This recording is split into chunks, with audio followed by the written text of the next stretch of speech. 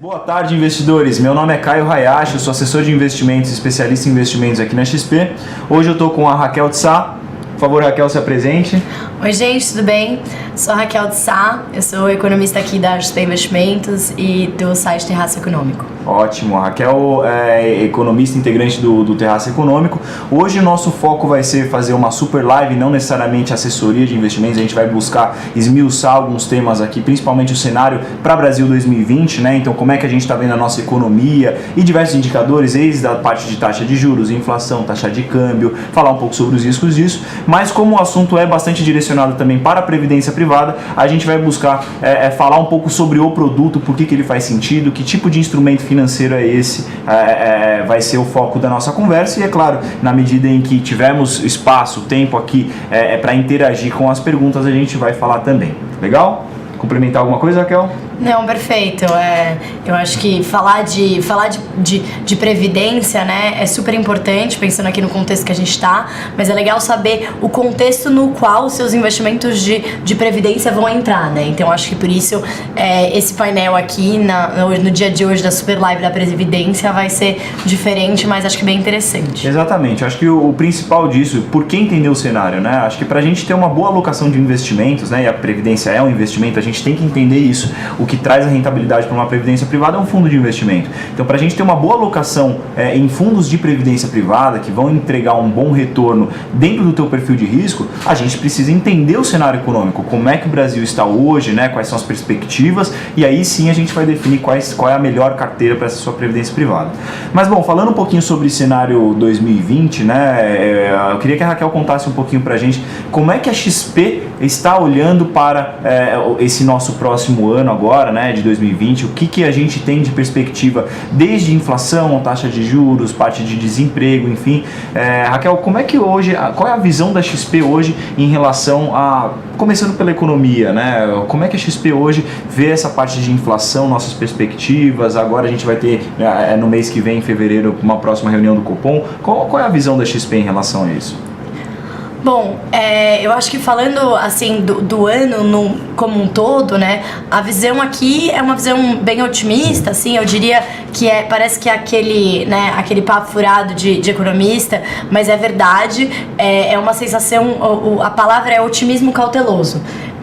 Por quê? Porque o cauteloso, né? A gente sempre começa com a notícia ruim primeiro, depois a gente vai pra notícia boa. Cauteloso é porque é lógico que tem riscos, né, para esse otimismo, né, para esse movimento, mas você tem riscos internacionais, como a gente viu, por exemplo, coronavírus, a questão da guerra comercial entre Estados Unidos e China também é um risco, a gente pode entrar em mais detalhes depois. Mas você tem riscos internacionais e você tem riscos domésticos também, principalmente aí na questão política, né?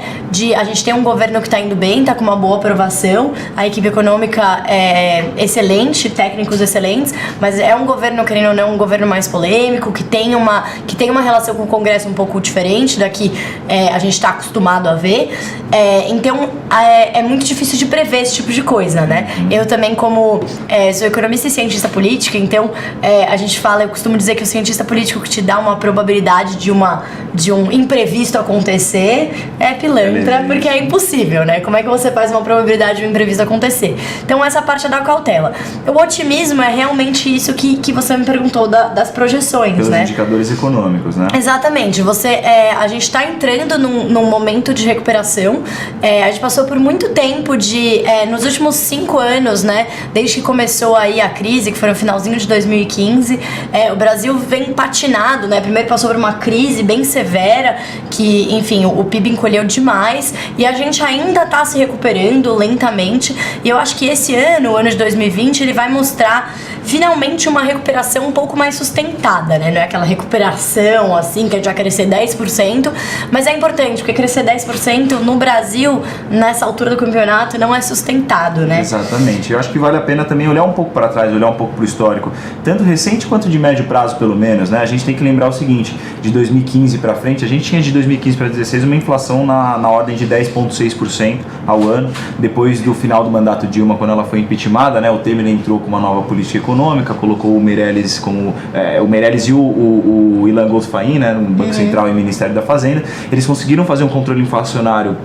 muito rápido, né, de certa forma, o que permitiu essa redução dos juros, né? Então, a gente está falando de um espaço de 4, 5 anos para trás, onde a gente viveu um cenário de ultra recessão, a maior recessão que a gente já teve na economia, um juros altíssimo, uma taxa de inflação altíssima também, para hoje, 4, 5 anos depois, a taxa de juros, a taxa Selic no patamar historicamente mais baixo, né? Hoje a gente está com a Selic a 4,5, nossa perspectiva, a Raquel vai explicar isso um pouquinho daqui a pouco, mas é mais uma redução para 4,25 agora na próxima reunião do Copom, e depois, até 2021, voltar a crescer essa taxa de juros eventualmente, né? Então, a gente tem que lembrar, essa mudança muito rápida no nosso cenário econômico muda também muito rápido a forma como o brasileiro ele interage com seus investimentos, né? Vale lembrar também que desde 94, desde o Plano Real, a taxa média Selic no Brasil é acima de 13,5%. Então o brasileiro, que a gente já sabe que tem pouca instrução financeira, tem pouca educação financeira na verdade, acomodou-se a investir de forma no banco, né? Naquele comodismo do banco, dentro das rendas fixas, que já pagava aquele famoso 12% ao ano, 1% ao mês, né? Mas hoje, se o brasileiro ele não tiver essa ideia de que a economia mudou e os seus investimentos eles precisam acompanhar, se adequar também, você vai acabar produzindo suas rentabilidades muito baixas, e é isso que o brasileiro está se incomodando hoje dentro do banco, né? De ver que aquela renda fixa, o mesmo produto que pagava uma ótima rentabilidade para ele lá atrás, hoje já não entrega esse mesmo desempenho, essa mesma performance, muito por conta do que acontece no nosso cenário econômico, né? Então a gente vê hoje uma taxa de juros muito mais baixa, o que incentiva muito mais o crescimento da economia, né? O custo do capital é mais barato, as pessoas têm maior poder de consumo, maior poder de endividamento, logo os investimentos eles mudam, né? A renda fixa ela fica menos atrativa nesse sentido, né? Agora, voltando ainda para os indicadores econômicos, a Raquel ia falar estávamos falando sobre essa parte inicialmente de inflação, né? Hoje, como é que a XP olha então a inflação Brasil 2020? Então, a inflação a gente vê num patamar confortável, tá? No sentido de que esse ano a meta, então o Brasil ele segue, né? O Banco Central segue um sistema de meta de inflação, então ele está olhando aí para a meta, né? O objetivo do Banco Central no Brasil, o mandato do Banco Central é realmente atingir a meta de inflação. A meta do ano passado era 4,25 de 2019, para esse ano é 4, para o ano que vem 3,75. Por que essa redução? Essa redução é justamente pelo que você falou, a gente passou por um processo que é uma mudança estrutural, tá? É uma mudança que ela não deve ser subestimada, né? Foi essa queda da inflação que permitiu a queda dos juros, não é uma coincidência que os juros baixaram, então foi uma queda sustentada da inflação, né? Estrutural e não conjuntural, não foi daquele momento, ela permitiu a queda da taxa de juros também de maneira estrutural. Então, para esse ano, a gente vê essa mesma tendência inflacionária, que é uma tendência de ter uma inflação sob controle, mesmo que a gente veja alguns picos, né? Então, por exemplo, a gente teve agora o pico do preço da carne, né? Da carne e das proteínas no geral, que foi muito puxado pela demanda chinesa. Então, aconteceu aí antes do coronavírus. A gente estava vendo uma gripe suína muito pesada, né? Pegando todos os... não se chamam rebanhos, mas desculpa a ignorância aqui, de porcos de carne suína. Mas você teve toda essa criação suína, né? Que sofreu, enfim, foi dizimada lá na China. E a China é uma grande produtora e consumidora de carne suína. Então isso acabou que tudo que acontece na China, gente, eu gosto de contar essa história, falar essa anedota, né? Uma vez eu li em uma desses livros de curiosidade que eu achei muito interessante. Na China, se todos os chineses, a população é tão grande que se todos os chineses cuspissem ao mesmo tempo, você teria a mesma quantidade de água do que nas cataratas do Niágara, né? Então realmente tudo que acontece lá o efeito é muito grande. Então, se lá tinha uma produção suína muito grande e que parou foi dizimada, a demanda pela carne suína subiu muito. Então, eles compraram do Brasil, comprou de todo mundo que vendia, né? Brasil, Estados Unidos, Europa. Você ainda teve o agravante da guerra comercial, que significa que as tarifas para produtos americanos estavam mais altas, né? Porque a China tinha subido as tarifas, então significa que a carne suína americana era mais cara por causa da tarifa. Logo, outros exportadores, eles precisariam aumentar suas ofertas. Exatamente. Então o Brasil começou a exportar demais carne e isso, lógico, afetou o mercado brasileiro. E aí, né, você pode estar se perguntando aí em casa, mas, poxa, não foi a carne suína que eu fui comprar a carne bovina. Mas uma coisa puxa a outra, né? Por isso que a gente fala do mercado de proteínas. De proteínas, exatamente. E aí a gente entrou nesse assunto falando justamente sobre inflação e taxa de juros, né, pessoal? Acho que sempre vale a pena, principalmente quando a gente está falando com a população brasileira. A gente sabe que a população ela tem essa limitação, a população brasileira de modo geral, né, tem essa limitação de entender muitas vezes os fundamentos econômicos. A redução da taxa Selic, como a Raquel disse, ser estrutural, ela veio, né, permitiu-se reduzir a taxa Selic justamente porque a inflação ela passou a ter um controle muito maior. Né? Então, uma vez que a taxa de juros ela serve justamente como uma ferramenta para controlar o consumo, a taxa de juros ela serve para controlar o custo do capital. Então, quanto maior é a taxa, o custo do dinheiro é mais caro, logo as pessoas elas consomem menos, elas têm menos poder de consumo e aí a inflação ela cai. Em tese seria isso, né? E agora, o que o Banco Central ele tenta fazer, na verdade, quando a taxa de juros cai?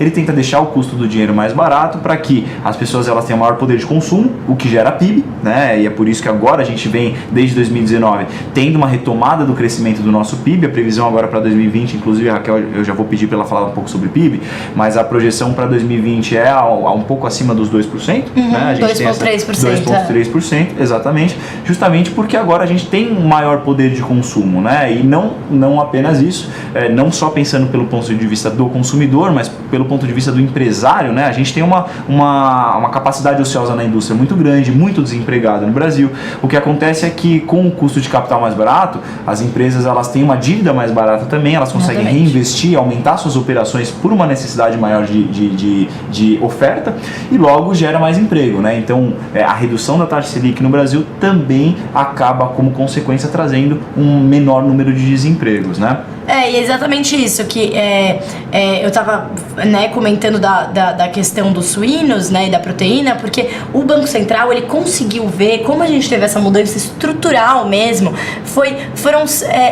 Nunca é uma coisa só, né? Então você teve um ganho de credibilidade, você mudou o presidente do Banco Central, você sinalizou para o mercado que o governo estava preocupado com o lado fiscal, que eu posso entrar em mais detalhes em breve, mas para dizer que foi uma mudança importante. Então, mesmo que você tenha uma subida, por exemplo, como aconteceu no preço das proteínas, o Banco Central conseguiu controlar de uma maneira que as expectativas, né, o que as pessoas acham que vai ser a inflação no futuro, estão controladas. Exatamente. Então, mesmo que tenha uma subida de preços em um produto, hoje o que há 10 anos seria impensável, que é uma subida de preço assim, não contaminar o resto dos preços, agora foi completamente controlado. Então isso é um ganho que eu acho que, lógico, a gente que tá olhando isso todo dia de perto fica emocionado, até realmente é um ganho muito poderoso, né, na economia, você poder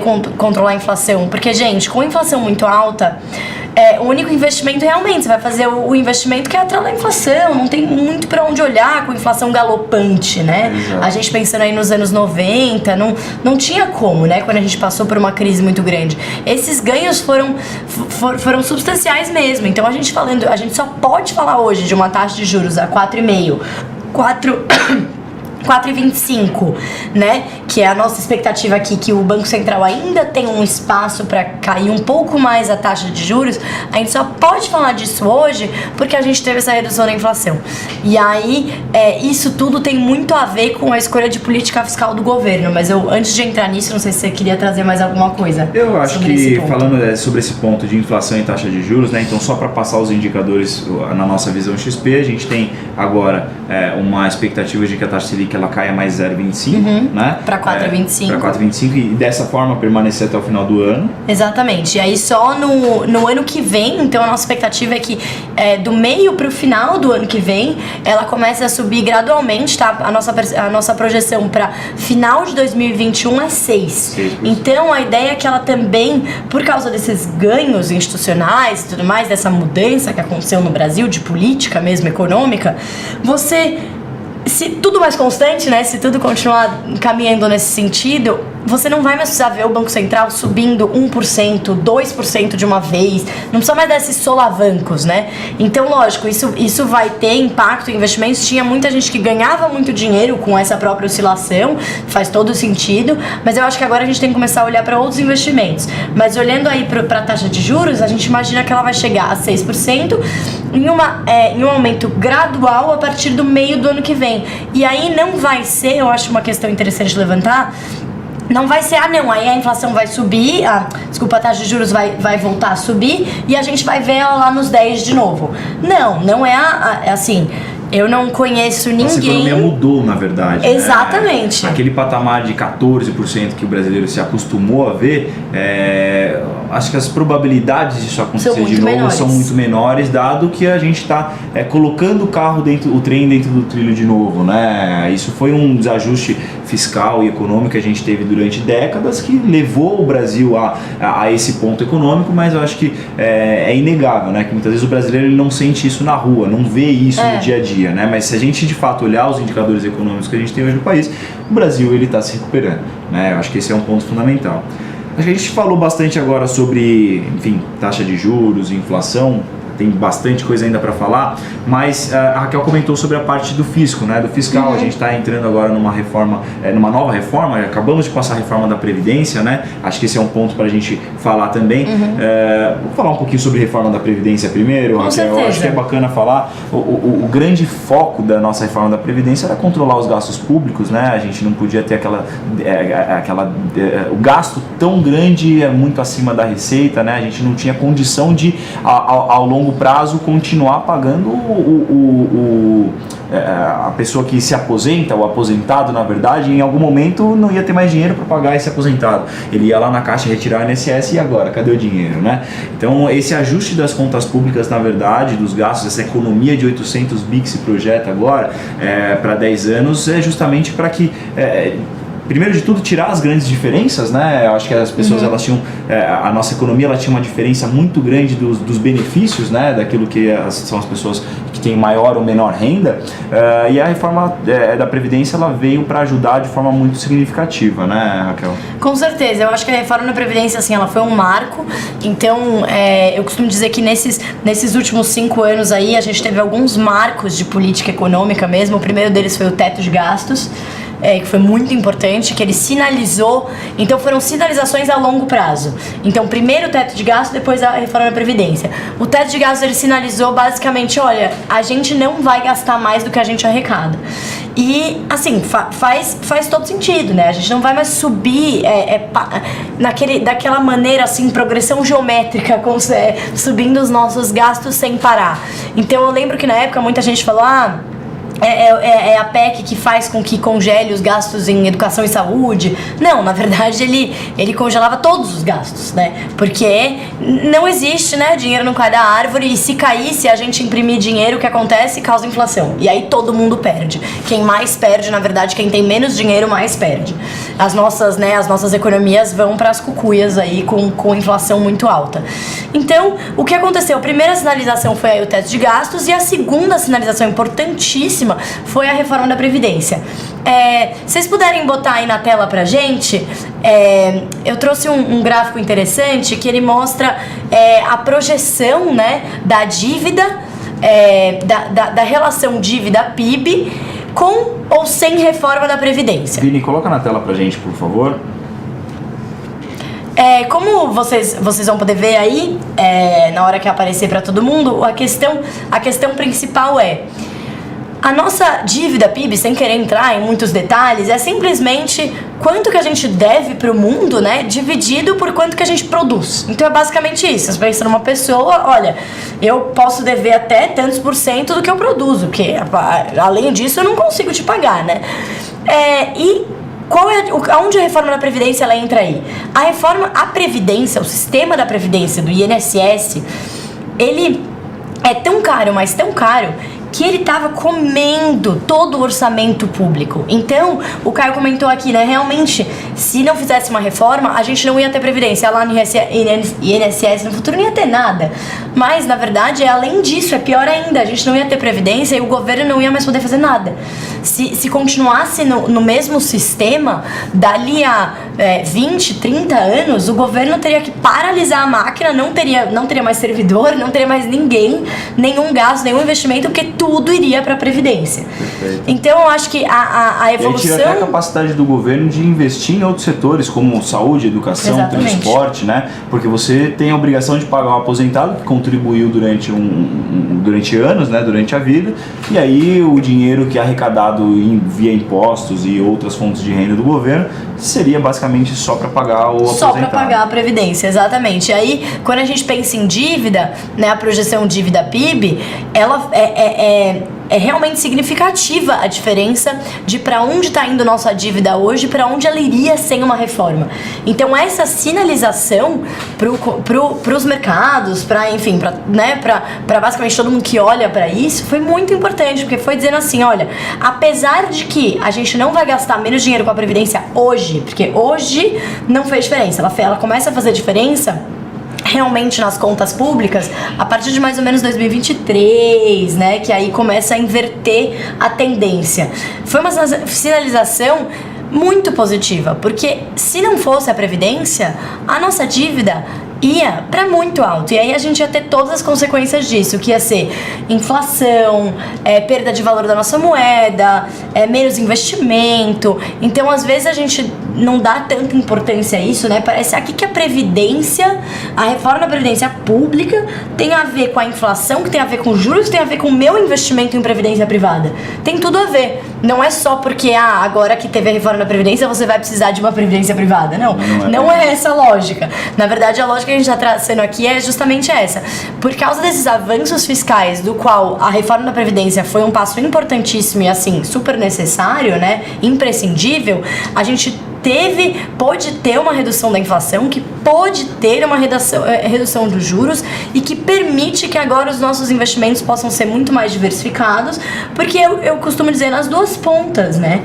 O investidor vai estar procurando maiores investimentos além da renda fixa, e a própria empresa, ou enfim, o negócio, né, como um todo, vai estar procurando uma fonte de financiamento também alternativa.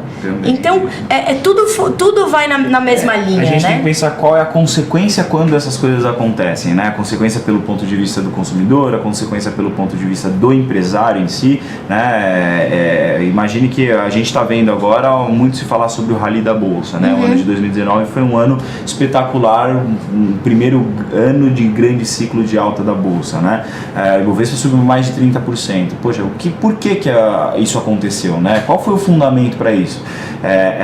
Primeiro vamos lembrar o seguinte, né? Uma vez que a taxa de juros cai, a renda fixa ela se torna menos atrativa, logo já existe naturalmente um fluxo migratório de dinheiro saindo da renda fixa para ativos um pouco mais arrojados, como são as ações, por exemplo, porque o investidor ele demanda mais por essa rentabilidade. Então, naturalmente, se ele está buscando, se existe uma maior demanda por ações de empresas, por exemplo, o preço sobe, né? Você tem uma quantidade limitada de ações ao mercado, né? Então, se uma maior demanda chega no mercado, você tem um preço inflando, né? Então, a forma como você vai lidar com seus investimentos, na verdade, ela vai mudar bastante, já vem mudando, na verdade, nessa nova economia que a gente está vendo, né? E isso vai, não vou dizer perpetuar, mas vai ser bastante duradouro. E o brasileiro que quiser investir de uma forma mais interessante, ele vai precisar se adequar ao novo momento econômico, adequar seus novos riscos, né? Entender o porquê assumir riscos. Eu acho que esse é um ponto muito importante quando a gente fala de previdência privada também, porque passa a ser um investimento de longo prazo. Se é um investimento de longo prazo, você, em tese, poderia assumir mais riscos, né, na sua carteira, e isso sim produzir uma rentabilidade mais interessante para os seus investimentos. A gente vai voltar a falar sobre o investimento produto previdência privada, mas eu ainda gostaria de falar um pouquinho sobre então projeção de PIB, falar um pouquinho sobre taxa de câmbio também, né, como é que a gente vê o câmbio, porque isso também impacta, né, as reformas que a gente está vendo impactam também no quanto a nossa moeda ela se valoriza ou desvaloriza perante principalmente ao dólar, né, que é uma moeda forte. Então, Raquel, fala pra gente um pouquinho sobre a taxa de câmbio, qual é a perspectiva da XP Brasil 2020 em relação ao câmbio. Perfeito. Eu acho que só para adicionar, a gente entrar no câmbio, só para adicionar esse último ponto que você trouxe da Bolsa, que eu acho muito interessante, puxando essa linha de raciocínio, você tem a queda de juros também permite que as empresas é menos caro, né? Fica mais barato para elas poderem. Exatamente, elas podem se alavancar de uma maneira saudável. Mais fácil, né? Então, a gente também, a queda de juros também impacta as finanças das próprias empresas. Então, quando a gente está olhando lá para uma ação, né? Quando a gente faz uma análise mais fundamentalista da ação, tá olhando lá para enfim, os fundamentos, né, financeiros e contábeis da empresa, tudo isso vai contar. Faz muita diferença você ter um empréstimo a 10% e um empréstimo a 5%. Exatamente, porque o custo é muito mais barato, então o custo dessa dívida da empresa é mais barato. Então, são muitas coisas na verdade, né? Primeiro que o custo da dívida da empresa é mais barato, ela consegue se alavancar de uma forma mais saudável. Naturalmente, aí entra o ponto de vista do consumidor, ele consome mais também. Imagina que você, consumidor hoje, tem um maior poder de consumo, um maior poder de endividamento, você quer comprar uma televisão nova, você entra lá no site do Ponto Frio, das Casas Bahia, da Magazine Luiza, por exemplo, você consome mais agora, porque você tem mais crédito no mercado, você tem maior maior capacidade de pagamento dessa dívida. Logo, a empresa lá do outro lado, ela também tem uma maior quantidade de vendas, né? Então ela já lucra mais porque ela está vendendo mais, a dívida dela é mais barata, ela se alavanca, então os lucros dessa empresa aumentam muito. Logo, as pessoas querem se tornar sócias das empresas que têm maior perspectiva de lucro a longo prazo. E é por isso que aí se casa o fluxo migratório da renda fixa para a renda variável com o fundamento financeiro, as empresas elas se valorizam. E é por isso que a gente, até falando um pouquinho sobre bolsa, no ano passado o nosso estrategista-chefe aqui na XP Investimentos, que é o Karel Luketic, ele falava em bolsa a 115 mil pontos e acertou praticamente na vírgula no final do ano. Nossa perspectiva para esse ano de 2020 é que a bolsa fique no patamar de 140, chegue até o patamar de 140 mil pontos, né?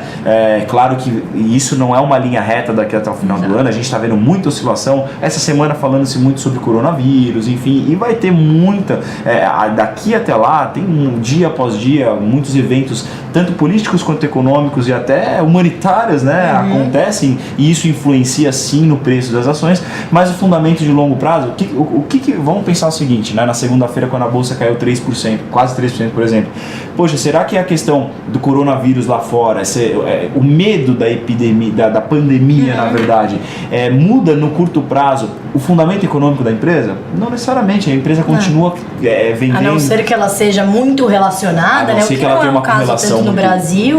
Assim, algumas empresas, alguns setores sim, claro, mas quando todos. você pegar, por exemplo, o varejo, o varejo, a queda das ações simplesmente foi porque mais pessoas quiseram vender para se proteger do que mais pessoas querendo comprar. Agora, o fundamento de longo prazo, isso não impacta, né, na verdade. Certeza. Então, a gente ainda tem uma perspectiva muito boa para a Bolsa, não só para esse ano, mas ainda por alguns anos nesse ciclo econômico, e é claro, isso faz parte até da escolha dos investimentos, até porque quando a gente fala sobre previdência privada, aquilo que dá rentabilidade para a tua previdência é um fundo de investimento. Ele pode ser um fundo de renda fixa, um fundo que não vai ter exposições a ativos de risco, né, como as ações, por exemplo. Ele pode ser um fundo multimercado, ele pode ser um fundo de ações dentro da tua previdência privada, e aí você montar esse teu cartel, essa tua carteira de fundos de previdência, assumindo ali o seu perfil de risco, as suas premissas, é o que vai fazer você ter rentabilidade no produto, tá? Eu vou explicar isso mais pra frente,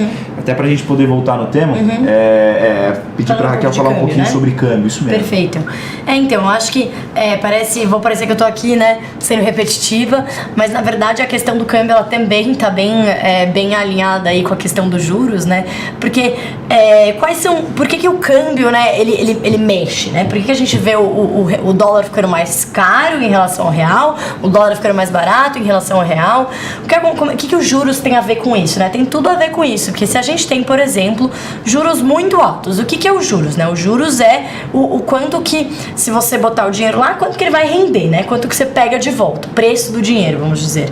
E aí, se você tem os juros muito altos, vamos supor que a gente tivesse os juros aqui a 14%, e você é um investidor estrangeiro, você fala, bom, eu vou lá pro Brasil, eu vou investir num algum investimento aí de curto prazo, alguma coisa não muito longa, porque eu não quero pegar o risco de ficar no Brasil, porque, né, não é uma economia muito estável. Eu vou ficar lá um tempo, eu vou ganhar ali os meus 14% e eu vou embora. Uma vez que você estrangeiro faz isso, você vai lá, compra o seu real para poder investir aqui, e aí você tá colocando o quê? Você paga em dólar, você tá trazendo o dólar para a economia brasileira. Quanto mais dólar a gente tem aqui, menor é o valor dele. É uma questão, aí pode olhar o dólar como banana, né? É uma questão aí de oferta e demanda mesmo. O que aconteceu? O que mais uma vez essa queda de juros que veio da queda da inflação fez que acontecesse no câmbio? Por que o ministro Paulo Guedes falou recentemente algumas vezes, o brasileiro vai ter que se acostumar com o câmbio mais alto? Não é porque ele é maldoso ou porque ele queria falar que os brasileiros estavam mal acostumados. Não, e não é uma notícia ruim. Isso que eu acho muito interessante de dizer. O câmbio relativamente mais alto, tá? Eu não tô falando que vai chegar a 4,50, 5 reais. Assim, a nossa projeção de câmbio é para que fique entre 3,90 e 4,20, né? É uma distância grande, mas é muito difícil de prever o câmbio, até porque tem oscilações de curto prazo grandes. Por exemplo, agora com o coronavírus, né?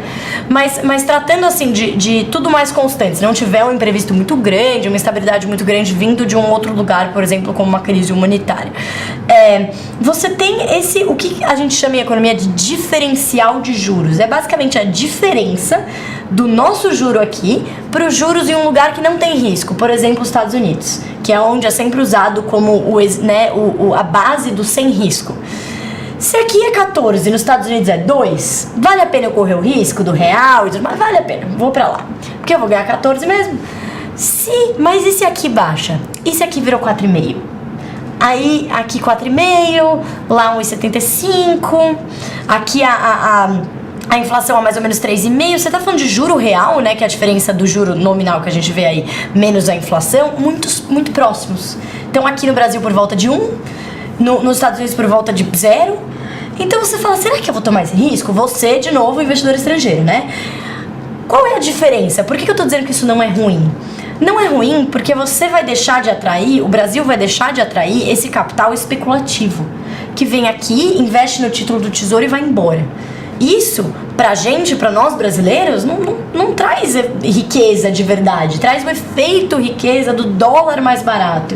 Mas não, tá errado, não é como a economia devia andar, porque na verdade ele tá refletindo um problema da nossa economia. Da inflação tá alta e do juros tá alto.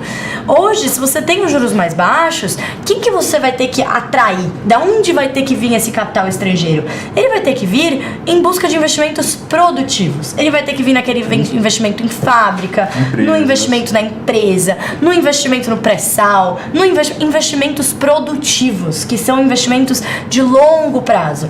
E se a gente olhar em detalhes para as nossas contas nacionais, a gente vê que os investimentos produtivos ainda estão em território muito positivo. O Brasil, em 2019, foi o 4º principal destino de investimento externo direto do mundo, que é esse investimento produtivo. Então é basicamente... E aí tem outros fatores que também levaram à alta do câmbio, como por exemplo o próprio fortalecimento da economia americana. Então a economia americana mais forte, isso faz com que com que você tenha mais gente indo pro dólar, né? Você fortalece a moeda da economia de qualquer maneira. Então, principalmente se você é os Estados Unidos, que é o dono da moeda mais usada no mundo. Então, você basicamente tem alguns movimentos andando ao mesmo tempo, mas nenhum deles, eu acho que o que mais importante do que entrar no detalhe de cada um dos movimentos, que tem mais alguns mais contábeis, vamos dizer, a mensagem principal é: o dólar vai ficar mais alto? Vai. Do que relativamente a gente tinha aí há um ano e meio atrás, 3,50? Vai. Isso é ruim? Não. A gente tem que olhar até pelo ponto de vista da exportação, né? Porque também. As empresas exportadoras, ela, por exemplo, né, a própria Vale do Rio Doce, a própria JBS, né, que são empresas exportadoras, uma de proteína, que a gente estava mencionando, ou a Vale no caso do minério de ferro, as empresas exportadoras, elas lucram mais nesse momento porque a dívida é dolarizada, né? Então, quando você tem uma dívida dolarizada, você está exportando mais, você está tendo uma margem maior ali, um lucro melhor. Você vende e vocês te pagam em quê? Em dólar, né? Então é isso, para exportador é bom. Exatamente. Então, falando sobre câmbio, acho que para fechar aqui esse assunto, na visão XP para 2020 é ficar nesse patamar entre 3,9 e 4,2, né? Exatamente. Exato, pessoal. E quando se fala sobre câmbio, muitos dos meus clientes me perguntam: Caio, você acha que eu devo fazer uma proteção, câmbio, ouro, dólar, né, nesse sentido? É sempre importante. O que eu gosto de falar para os meus clientes é o seguinte, né? Muitas vezes quando você ouve a palavra proteção, parece ser algo conservador, aquilo que você não vai tomar risco, né? Só que fazer esse tipo de investimento em ouro, em dólar, tem muita volatilidade e isso é algo que o investidor muitas vezes não vê, né? Porque principalmente o ouro, por exemplo, a gente está falando de um preço de uma commodity, de um minério, de um metal precioso. A gente esquece que o ouro é commodity. A gente esquece, né, que é commodity e simplesmente não é que é uma proteção a longo prazo que ele nunca vai oscilar ou vai crescer um pouquinho. Você vai ter eventualmente em alguns momentos quedas significativas de 10, 15, pode acontecer 10, 15, 20% no preço da commodity, assim como o câmbio. Então fazer proteções hedge na sua carteira, né, com ouro, com dólar é legal, tem estratégia de investimentos? Sim, para uma parte da carteira é importante. A gente aqui na XP hoje não indica ativamente para todos os clientes esse tipo de proteção, porque depende muito do tamanho do patrimônio, se faz sentido essa proteção contra a depreciação ou não, mas é importante entender que tem muita volatilidade, né? Muitas vezes o investidor ele busca esse hedge que não necessariamente é algo conservador e sim tem muita volatilidade, tá? Bom, acho que um ponto importante até para a gente falar um pouquinho sobre a previdência privada em si, né? Falando sobre o cenário Brasil 2020, algum outro ponto que a gente não tenha tocado, a gente falou bastante sobre inflação, sobre taxa de juros, falando sobre o câmbio. O PIB, acho que o PIB é legal a gente mencionar. A gente teve durante muitos anos, pelo menos aí 5, 6 anos de queda subsequente do PIB, que foi o final do mandato Lula, o mandato Dilma quase como um todo, e agora a gente vê em 2019 o nosso PIB voltando a crescer, agora em 2020 voltando a crescer com mais força ainda. Qual que é a projeção XP para o PIB brasileiro? Bom, a nossa projeção aqui na XP é de um crescimento de 2,3%. É claro que não é. Eu acho que muita gente me pergunta, né? Mas agora não é mais um voo de galinha, que é o que eles chamam, né? O voo de galinha. Ela sobe um pouquinho e ela logo cai. Eu acredito que não, tá? Eu acho que eu não tô sozinha nessa. A gente conversa aqui com muitas casas, né? Muitos gestores. Tem a nossa própria equipe aqui, bem diversificada. Não acho que é um voo de galinha, tá? Não acho que a gente vai... O que significaria se fosse esse voo de galinha? O ano passado, a projeção para o crescimento foi de 2 para 1,8, 1,7, 1,5, vai terminar em 1. Eu acho menos provável, tá? A probabilidade é bem menor dessas revisões baixistas para baixo aconteçam nesse ano, porque muita coisa já está encaminhada, muita coisa veio bem encaminhada do ano passado, como a inflação, juros, mas também a parte de reformas. Tem toda uma agenda de reformas que eu acho que às vezes as pessoas... lógico, eu digo às pessoas que não ficam olhando o dia inteiro para dados, que nem eu, que não reparam tanto, mas toda uma agenda que a gente chama de microeconômica, né? A agenda macroeconômica é a que a gente está olhando, né, da macroeconomia, a agenda fiscal, a agenda, né, de privatização. A agenda microeconômica, ela está olhando para regulação, por exemplo, as mudanças que a gente viu nas regras para a previdência privada nos últimos anos, faz parte da agenda microeconômica. Mudanças também que a gente está vendo aí para o próprio mercado financeiro, em termos de facilitar instituições como a XP, que vieram para mudar o mercado mesmo, para abrir o mercado, para fazer com que o investidor consiga sair, se ele quiser, de grandes bancos e ter mais opções. Todas essas mudanças, que são reformas microeconômicas, uma agenda de ambiente de negócios, tá indo, assim, bem rapidamente, né? Ali dentro do governo são as coisas que a gente não vê direito, mas regulação mudando, norma mudando, leis passando, que não são PECs, né? Não são mudanças constitucionais, então não precisam de de um apoio tão grande no Congresso. Eu acho que toda essa agenda, ela tá ajudando muito a carregar um PIB um pouco, assim, mais sustentado num patamar bom. A gente tem, como você mencionou também anteriormente, a gente tem uma capacidade ociosa grande. Que significa isso? As nossas empresas estão com estoque, a gente ainda tá com desemprego alto, então assim, você ainda tem uma lentidão, né? Por isso que a gente não tá falando aqui de crescimento de 5%, acho que ninguém imagina um crescimento assim também. É um crescimento gradual, uma recuperação, a gente ainda tá se recuperando da crise, né? Então você tem ainda uma capacidade ociosa, mas eu acho que essa capacidade ociosa vai permitir que a gente cresça sem inflação, sem essa preocupação de inflação, né? Tem que controlar a inflação. Exatamente, sem a preocupação do juro subir. Então o crédito está indo muito bem. Saiu ontem mesmo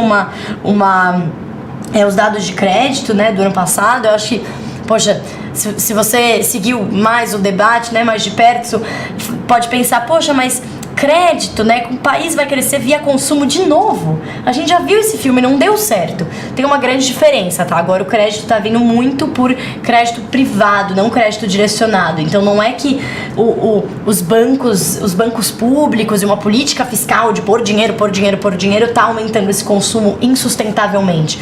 Agora as famílias estão menos endividadas, elas estão conseguindo então aumentar um pouco sua dívida de uma maneira saudável ainda. Vem muito de crédito privado. Qual que é a vantagem do crédito privado? A vantagem é que você vai de acordo com a demanda e a oferta do mercado mesmo, né? Você não vai dar um crédito tão barato que a pessoa vai ter que pegar mesmo que ela não tenha condição, né? Você tem, o mercado ele vai agindo dessa maneira, e o Banco Central tá com uma agenda muito positiva de ficar também de olho, né? Ficar de olho em aonde que ele pode ajudar que o consumidor final tenha juros menores, né? Que essa mudança na taxa Selic lá nas reuniões do Copom reflitam lá na ponta para o consumidor. Então acho que é uma agenda muito positiva. A gente, claro, tem riscos, né? Como eu falei, a gente tem riscos principalmente aí no campo político, no campo internacional. Não quero passar a ideia aqui que a gente também tá vivendo nas nuvens aqui. A gente tem risco, a gente olha bastante para isso aqui também, para essa parte política, mas eu acho que teve uma mudança aqui para finalizar um pouco esse papo de macro, de cenário, né? Teve uma mudança muito importante também na classe política. E eu acho que não foi uma mudança assim, não, eles vieram com outra cabeça porque são mais bonzinhos, ou enfim, sem querer entrar aqui em juízo de valor.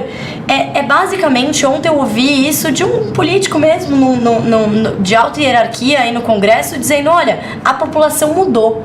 Então, a gente, político, a gente tem que mudar junto. Porque senão não adianta. Então ele falou, olha, hoje com o WhatsApp, com tudo isso, se você diz que vai fazer uma coisa e faz outra, você vai ouvir, você não vai ser recolocado lá, né? A aceitação mudou. A aceitação mudou muito, a população tá mais engajada. Então acho que por mais que o governo tenha esse relacionamento heterodoxo, né, diferente com o Congresso, não é mais distribuição de cargos e tal, e coligações que estão sempre com o governo, é mais pauta a pauta, eu acho que mesmo que tenha essa questão, agora o Congresso, os parlamentares, eles estão se alinhando com o governo em pautas que todos concordam, né? Que a população entende que é positiva, e que o próprio Congresso, e o Congresso tem essa percepção de urgência, sabe que o lado fiscal é importante, sabe que tudo isso vai ser importante pra gente crescer, poder crescer de uma maneira sustentada e poder continuar pensando aí em investimentos de longo prazo.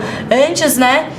Mesmo falando em previdência privada, se você pergunta para uma pessoa bem mais velha, né, de 1 ou 2 gerações para frente, você tinha previdência privada? Não que o produto fosse o mesmo, mas era mais raro, porque você não podia pensar tão longo prazo, né? A economia era muito mais instável. E ainda até, agora entrando nesse ponto, justamente falando sobre previdência privada, que é de fato o produto, né, é o instrumento financeiro.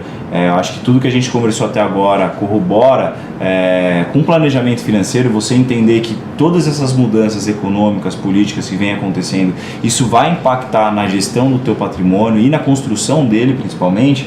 E até para a gente entrar nesse foco do produto em si, né, a gente tem que lembrar primeiro de tudo, né, muitas vezes a previdência privada é de fato muito mal vista como um produto financeiro de entregar rentabilidade, porque é um instrumento mal utilizado. tá, pessoal? Eu acho que o meu papel aqui como assessor e especialista em investimentos também é desmistificar, na verdade, o uso dessa ferramenta, porque sendo mal utilizada, você realmente vai acreditar que é um produto ruim. Agora, a partir do momento que você entende como utilizar essa ferramenta, você pode extrair muito dela. E eu costumo dizer que a previdência privada, ela é uma combinação de dois fatores, tá? Dois fatores principais, que é o plano previdenciário e o fundo de investimento. Então, muitas vezes, para quem não entende essa ferramenta, acha que o dinheiro está ali parado, que está rendendo pouco, e acha, o meu VGBL é uma porcaria, não rende nada. Veja bem, o VGBL é o plano. Não é ele quem te dá a rentabilidade. Quem te dá a rentabilidade é o fundo de investimento onde você está aplicado. Então, como é que eu costumo explicar o que é uma previdência privada? Você tem um plano previdenciário e esse plano pode ser um VGBL ou um PGBL, né? E esse plano ele pode ser uma tributação progressiva ou regressiva. Então, você tem 4 combinações de plano para fazer: um VGBL progressivo ou regressivo e um PGBL progressivo ou regressivo. Cada uma dessas 4 modalidades de plano, ela é indicada para um tipo de investidor. Isso vai depender se você declara o seu imposto de renda de forma completa ou simplificada, depende da tua renda, né? Qual é o seu tipo de vínculo empregatício? Exatamente. Então, dependendo do tipo das características que você possui, você vai escolher um plano mais adequado para você. E aí esse plano, ele é o responsável por te dar o benefício tributário e sucessório, tá? Veja bem, até agora a gente não falou sobre rentabilidade. A rentabilidade, ela é função do fundo de investimento que você está aplicado. Então, para você ter uma boa previdência privada, para você ter uma boa utilização deste produto, dessa ferramenta, e eu posso te adiantar que sim, vale muito a pena ter, desde que você saiba utilizar, você tem que escolher o plano adequado, que vai te dar o benefício tributário que você deseja, e um fundo de investimento, uma carteira de fundos de investimentos que sejam rentáveis. Então, veja bem, você pode ter, vou dar um exemplo, chutando ali mais pro extremo para vocês entenderem. Se você tem um fundo de previdência totalmente conservador de renda fixa, 100% do teu capital tá ali, vamos dizer que ele é um fundo que entregue para você 100% do CDI de rentabilidade, né? CDI nos últimos 12 meses, vamos considerar, por exemplo, 5% ao ano. Quanto você vai ter de rentabilidade nesse fundo conservador? 5% ao ano. Agora, se você tiver nesse momento que a gente está inserido agora, onde a bolsa no ano passado subiu 30%, se o seu dinheiro estivesse num fundo de ações de previdência privada, você teria eventualmente o fundo entregando uma performance acima do benchmark dele, teria subido mais de 30%. É claro que eu não estou falando para você aplicar seu dinheiro todo em fundo de ações ou todo em fundo de renda fixa, mas você pode montar a sua carteira de previdência diversificada, uma parte no fundo de renda fixa, que é mais conservador, uma parte no multimercado, que seria mais moderado, uma parte no fundo de ações, só que tudo isso dentro da estrutura de previdência privada, onde atrelado a esses fundos, a essa carteira de fundos, você tem um plano previdenciário, e esse plano vai te dar o benefício tributário, benefício sucessório.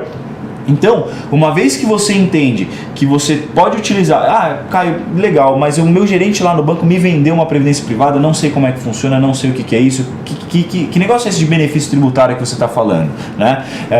Basicamente, poxa, imagine que se você tem um PGBL, eu vou citar 2 exemplos de benefício tributário aqui, mas imagine que você tem um PGBL, você tem o direito de aportar até 12%, de deduzir, na verdade, até 12% da tua renda tributável anual, se você fizer o aporte desses 12%. Então imagina o seguinte, você ganha na tua renda mensal 100 mil reais, por exemplo, e aí você é tributado lá no imposto de renda, na hora da declaração, 27,5% do imposto sobre os 100 mil.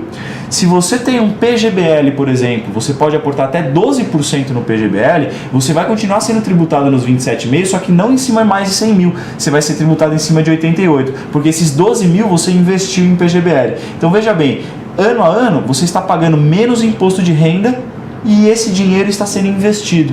Veja bem, o investidor hoje brasileiro que pegou a previdência privada dentro do banco, o seu gerente do banco, ele nunca te explicou isso. Então você comprou uma ferramenta, porque seja empurrado pelo gerente do banco ou não, mas hoje você que tem previdência privada e não sabe utilizar essa ferramenta, você tem algo muito poderoso na mão, uma eficiência tributária, só que você eventualmente não usa. Por quê? Porque você não conhece o instrumento, porque você não conhece a ferramenta. Então o nosso papel, pelo menos o meu papel aqui, a Raquel, ela faz o ponto de vista político, econômico. Agora eu, como especialista em investimentos, se você tiver um plano previdenciário que você usa dos benefícios tributários que ele te dá. E combinado a isso, do plano, você ter uma carteira de fundos de investimentos adequada ao teu perfil, é claro, e a atual conjuntura econômica, você consegue ter uma ferramenta que vai te dar a longo prazo um benefício tributário. Você vai pagar menos imposto de renda e isso a longo prazo, em cima de juros compostos, é muito significativo. E você pode ter um plano previdenciário que vai te dar, além do benefício tributário, um benefício sucessório, né? Para quem não sabe, a Previdência também é uma ferramenta onde você consegue ter um projeto de sucessão sem a necessidade de inventário, sem a necessidade de custos advocatícios. Então, a Previdência Privada, ela foi muito mal comercializada, ela foi muito mal divulgada pelos bancos e hoje, claro, por que o banco ele gosta tanto? Você que está assistindo a nossa live eventualmente conhece alguém que tem previdência privada nos grandes bancos. Os bancos eles quase empurram essa previdência privada no cliente, no investidor, porque para o banco isso a previdência privada, esse instrumento ele é muito rentável, porque ele te vende de certa forma numa tabela regressiva e fala que você deve ficar ali durante 10 anos ou mais para ter uma alíquota de imposto de renda menor, o que é verdade, só que ele não te explica o resto dos benefícios e você fica com aquele produto a longo prazo. Só que a longo prazo para o banco é uma fonte de receita passiva muito grande, porque você está pagando taxa de administração pro fundo do próprio banco. Então, ele vai te colocar na previdência, dentro da previdência dele, ele vai te colocar no fundo do banco. No fundo próprio. Então, você vai pegar os grandes bancos hoje, eles vão te oferecer, assim, isso é o que a gente vê no mercado, isso é o que a gente vê na rua, na verdade, né? Na maioria das vezes, é claro que em alguns casos você vai ter um assessor de investimentos em outra instituição, ou até um gerente que entende do produto, que domina o negócio, ele vai te recomendar o produto correto, ou até mesmo o seu contador, às vezes ele pode te ajudar a fazer isso. Agora, na maioria dos casos, o gerente do banco, na verdade, ele pode vender essa previdência privada para você, porque isso para ele é imposto, né? Porque é uma fonte de receita muito grande para o banco. Ele vai te vender uma previdência privada sem explicar os planos, sem te explicar como se usa essa ferramenta para que você tenha esse benefício tributário e ainda vai te colocar num fundo de investimento que é do próprio banco, que é uma geração de receita muito grande para o banco. E isso não significa que a previdência, mais uma vez, ela é ruim, ela é mal utilizada.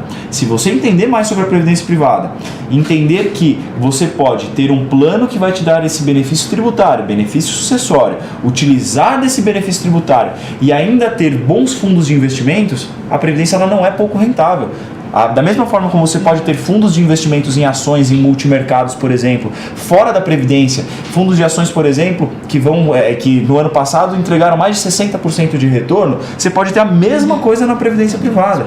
Então não é que ela é pouco rentável, é que os fundos de Previdência que os bancos comercializam hoje e que muito provavelmente você tem hoje na sua carteira, é um fundo muito ruim. Agora, se você começar a escolher fundos de gestoras melhores, né, fundos de características mais adequadas à atual conjuntura econômica, você sobe a sua rentabilidade e, por outro lado, você ainda consegue começar a utilizar os benefícios do instrumento Previdência Privada, que nada mais é do que ter essa vantagem fiscal, essa vantagem de imposto de renda. Com certeza. Então, a gente fala muito sobre Previdência Privada, porque esse instrumento, na verdade, ele é um investimento sim, porque é um fundo de investimento, só que pensando a longo prazo, né, a ideia, o conceito da previdência é você ter uma contribuição adicional ao teu INSS, porque lá na tua aposentadoria o INSS talvez não seja suficiente para a sua qualidade de vida.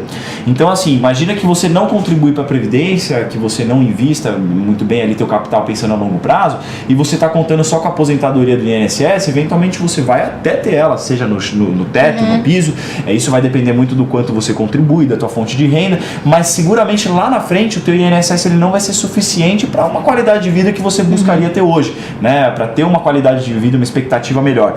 Então, a previdência, o conceito, é uma forma adicional de você poder contribuir a longo prazo, para que lá na frente você não precise viver somente do teu INSS, só que casado a isso você pode ter uma boa rentabilidade e você pode ter economia fiscal, economia tributária. Então é um instrumento espetacular, mas tem que saber usá-lo como um investimento, né? A gente falou muito sobre cenário Brasil hoje, a gente falou sobre as expectativas, como é que está o mercado, como é que está a nossa economia, um pouco de política, mas o nosso foco hoje era falar sobre previdência, o nosso tema hoje é previdência privada, e o brasileiro, se ele quiser ter todos esses benefícios, e sem falar no come cotas, né, que por exemplo, os fundos de previdência não tem come cotas. Você vai investir num fundo de renda fixa hoje, você vai investir num fundo multimercado hoje, fora da previdência privada, a cada 6 meses você está ali sendo deduzido um percentual da antecipação desse imposto de renda, né?